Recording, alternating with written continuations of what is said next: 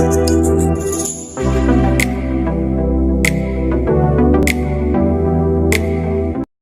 वालेकुम।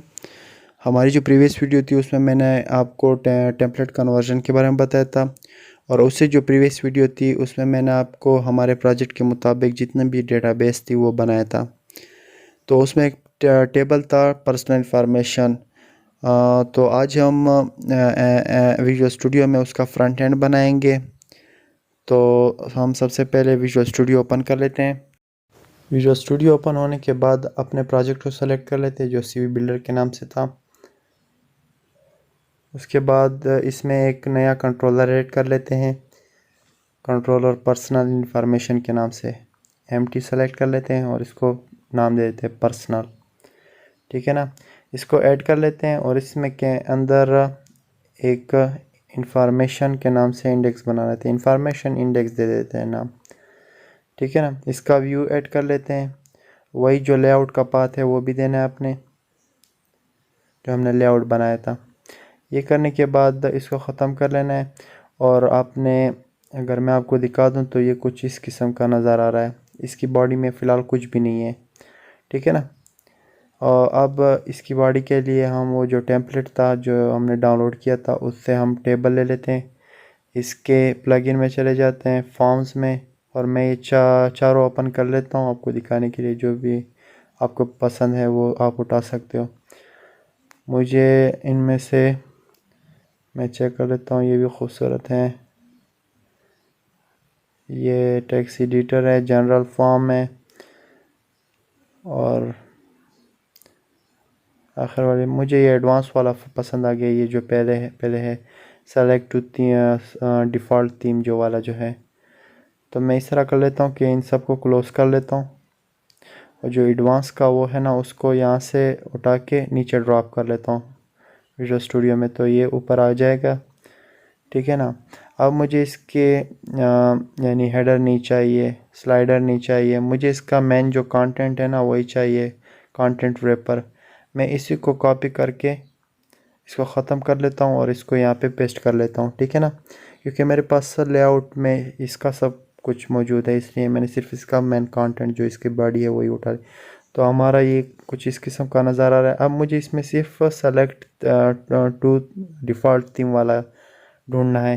तो मैं कंट्रोल F कर लूँगा, ऊपर सेलेक्ट लिख लूँगा, सेलेक्ट डिफ़ॉल्ट थीम, ये आ गया। मैंने इसको मिनिमाइज़ कर दूँगा इसको मैं, और ये दूसरे को भी मैं फ़िलहाल देख लेता हूँ कि इसके अंदर कितने टेक्स्ट बॉक्स है। एक तो मैं इनके टेक्स्ट बॉक्सेस को फ़िलहाल मिनिमाइज़ कर लेता हूँ। ठीक है ना, ये टेक्स्ट बॉक्सेस हैं। अब इसके बाद जो दूसरे वो है ना सेलेक्ट टू बूटस्ट्रैप वाले जो हैं, इनको फिर मैं ख़त्म कर लेता हूँ, इसको ख़त्म कर लेता हूँ, और मुझे फुटर भी इसकी ज़रूरत नहीं है। ठीक है ना, मैं जो हमारा इसका फुटर है इसको भी ख़त्म कर लेता हूँ। और ये जो नीचे है ना हमारे पास, नीचे जो फॉर्म थे, इन सब को मिनिमाइज़ करके सबको ख़त्म कर लेता हूँ। ठीक है ना, क्योंकि मुझे सिर्फ एक फॉर्म चाहिए, और ये फुटर को भी मैं सिंपली ख़त्म कर लेता हूँ। अब अगर मैं आपको दिखा दूँ तो ये कुछ इस किस्म का नज़र आ रहा है। मैं पहले इसको कर दूँ,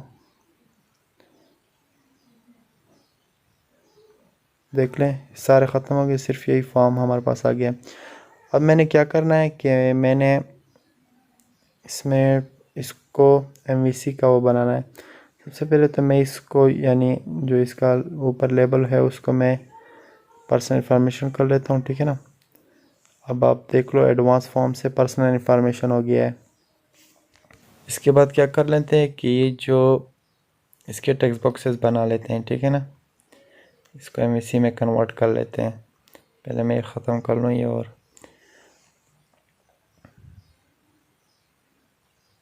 सबसे पहले तो मैं एक मॉडल ऐड कर लेता हूँ। ठीक है ना, मॉडल को मैं यूज़र इंफॉर्मेशन के नाम से मैं बना लेता हूँ इसको। ठीक है ना, ये बन गई है। अब मैंने इसमें प्रॉपर्टीज़ ऐड करनी है। इसके लिए फिर मैं सबसे पहले डेटाबेस ओपन कर लेता हूँ, क्योंकि वहाँ पे बहुत ज़्यादा इसकी प्रॉपर्टी थी। तो SP हेल्प डेस्क जो हमारा स्टोर प्रोसीजर है ना, उसको हम यहाँ पे ले आएंगे। इसको तकरीबन कॉपी करके मैं इधर पेस्ट कर लेता हूँ और इसको बारी बारी बना लेता हूँ। सबसे पहले तो इसकी आईडी आएगी, दूसरे नंबर पे इसका फर्स्ट नेम आएगा, ठीक है ना। इसको स्ट्रिंग में मैं लिख लूँगा, लास्ट नेम भी इसका स्ट्रिंग में आ जाएगा। इसी को कॉपी करके पेस्ट कर लूँगा। उसके बाद इसके फादर का नेम आएगा, ठीक है ना। ये ईमेल आ जाएगी हमारे पास, ईमेल में भी हमारे पास स्ट्रिंग में आती है। अब सी ये मैंने इंट में रख दी है, लेकिन इसको आपने स्ट्रिंग में रखना है, ठीक है ना। यूज़र कॉन्टैक्ट, क्योंकि स्ट्रिंग में हमारे इंट में हमारे पास कुछ लिमिट तक ही जाएंगी, तो हमने इसको स्ट्रिंग में रखना है, ठीक है ना। डेट ऑफ बर्थ, एड्रेस, इन सब को आपने स्ट्रिंग में रखना है। क्रिएटेड डेट जो होगी वो मैंने यहाँ पे नहीं लगानी, वो जिस टाइम यूज़र वो करेगा तो ये डेटाबेस से ख़ुद ही उसी टाइम पे ये लोड हो जाएगी। तो अब स्टेटस, पासवर्ड आ जाएगा, स्टेटस आ जाएगा, मेरे पास यहाँ पे इमेज आ जाएगी, अबाउट टाइटल आ जाएगा, अबाउट अस आ जाएगा, ठीक है ना। और इसको फिर आपने ख़त्म कर लेना है। पहले आपने गिन लेना है कि ये तकरीबन टोटल पूरे हो गए हैं, तो मेरे ख़्याल से पूरे हो गए हैं, तो इसको ख़त्म कर देना है, ठीक है ना। अब मैंने क्या करना है कि जो टेक्स्ट बॉक्स थे उनको कन्वर्ट करना है, यानी MVC के टैग लगाने हैं इसमें। तो मैं इसको पहले रन कर लेता हूँ और चेक करता हूँ कि हमारे टेक्स्ट बॉक्स यानी स्टार्ट किधर से हो रहे हैं, ठीक है ना। तो ये मिनिमल जो है ना, इसको मैं कॉपी कर लेता हूँ, कंट्रोल F फाइंड करने के लिए हम यूज़ करते हैं। तो ये जो सेलेक्ट का ड्रॉप डाउन है ना, इसको ख़त्म कर लेते हैं। इसकी जगह हम क्या कर लेते हैं कि @HTML.textbox फॉर यानी स्ट्रांगली टाइप इसको कर लेते हैं, ठीक है ना। ए कॉल रेफरेंस ए डॉट जो हमारे पास सबसे पहले है ना, तो मैं मॉडल ऐड कर लेता हूँ, वरना नीचे ये नाम इनके खुद नहीं आएंगे, ठीक है ना। मैंने मॉडल इसमें ऐड कर लिया है। अब call reference dot first name, अब हमारे पास ये आ रहा है यूज़र डॉट फर्स्ट नेम। मैं इसमें ये CSS की वो लगा लेता हूँ, फॉर्म कंट्रोल क्लास में @क्लास, मैं इसमें ये फॉर्म कंट्रोल लगा लेता हूँ, ठीक है ना। अब मैंने क्या करना है कि दूसरे में भी ये इसी तरह प्रोसेस करना है। तो मैं इसको फर्स्ट नेम कर लेता हूँ, ठीक है ना। ये डिसेबल को लास्ट नेम कर लेता हूँ और यही इसी को कॉपी करके नीचे पेस्ट कर देता हूँ, ठीक है ना। इसको सिंपली लास्ट नेम कर दूंगा मैं। ये लास्ट नेम करने के बाद अब आपने क्या करना है कि इसको पहले चेक करना है कि इसको मैं रिलोड कर लेता हूँ। तो ये नीचे आ रहा है फर्स्ट नेम और लास्ट नेम, क्योंकि ये दूसरी रो पे आ रहा है। तो मैं क्या कर लेता हूँ कि मैं जो ये है ना, इस रो को ख़त्म कर लेता हूँ और ये जो नीचे रो है कॉलम 6 की, मैं इसको यहीं पे डाल देता हूँ, ठीक है ना। अब अगर मैं आपको चेक करवा दूँ तो ये यानी फ़र्स्ट नेम लास्ट नेम अभी सही है। मैं ये नीचे वाली जो रो है इसको ख़त्म कर लेता हूँ, ठीक है ना। इसको फ़िलहाल ख़त्म कर लेता हूँ और ये जो ऊपर से रो है आ रही है ना पूरी, ठीक है ना, 6 की, इसी को कॉपी करके नीचे पेस्ट कर देता हूँ और इसको चेंज कर लेता हूँ। ये हमारे पास फादर नेम आ जाएगा और ये ईमेल आ जाएगी, ठीक है ना। अब अगर मैं दिखाऊँ, मैंने लेबल चेंज नहीं करवा है, ये सिर्फ आपको दिखाने के लिए डिज़ाइन अब कुछ इस किस्म का है। अब मैं फिर से इसको पहले लेबल इसके चेंज करवा दूँ, सॉरी ईमेल हो जाएगा हमारे पास। तो अब क्या कर लेंगे कि इसको दोबारा से कॉपी करके यहाँ पे पेस्ट कर लेते हैं और इसको मैं नाम दे देता हूँ CNIC का और नीचे कॉन्टैक्ट का, ठीक है ना। ये कॉन्टैक्ट का आ गया है मेरे पास। इसी रो को दोबारा पेस्ट कर देता हूँ, ये एड्रेस का आ जाएगा और एड्रेस को मैं थोड़ा बड़ा कर लेता हूँ, इसको कॉलम 12 कर लेता हूँ और इसको टेक्स्ट एरिया कर लेता हूँ, ताकि इसमें, क्योंकि हमारे एड्रेस बहुत लंबे होते हैं तो इसलिए मैं इसको थोड़ा बड़ा लेकर आऊँ। तो उसके बाद क्या कर लूँगा कि डेट ऑफ बर्थ आ जाएगी हमारी, ठीक है ना।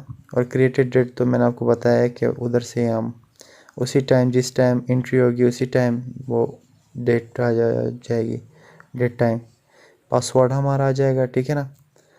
अब मैंने क्या करना है कि इसको नाम दे देना है स्टेटस, और ये हमारी इमेज आ जाएगी, ठीक है ना। इसको मैं इमेज कर लेता हूँ और ये इसको मैं टाइप जो है ना ये फाइल कर लेता हूँ, यानी ये इमेज हमारे पास उठाएगी। अब मैं क्या कर लेता हूँ कि अगर आपको चेक करवा दूँ तो हमारा डिज़ाइन कुछ इस किस्म का आ रहा है, सही है ना। ये कुछ इस किस्म का आ रहा है। मैंने इसमें और कौन से रहते हैं, जो वो है ना डेट ऑफ बर्थ की टाइप, मैं इसको डेट कर लेता हूँ, ठीक है ना। तो ये फिर हमारे पास कुछ इस किस्म की आएगी जो डेट ऑफ बर्थ होगी, ये आप चेक कर लें। तो ये हमारी डेट ऑफ बर्थ आ गई है। तो आज के लिए फ़िलहाल इतना ही, क्योंकि वीडियो बहुत लंबी हो जाएगी। हमारी जो नेक्स्ट वीडियो होगी उसमें हम इसमें इंसर्शन करेंगे, यानी डेटाबेस में इसकी एंट्री करेंगे। तो आज के लिए बस इतना ही काफ़ी, मिलते हैं नेक्स्ट वीडियो में, तब तक के लिए अल्लाह हाफ़िज़।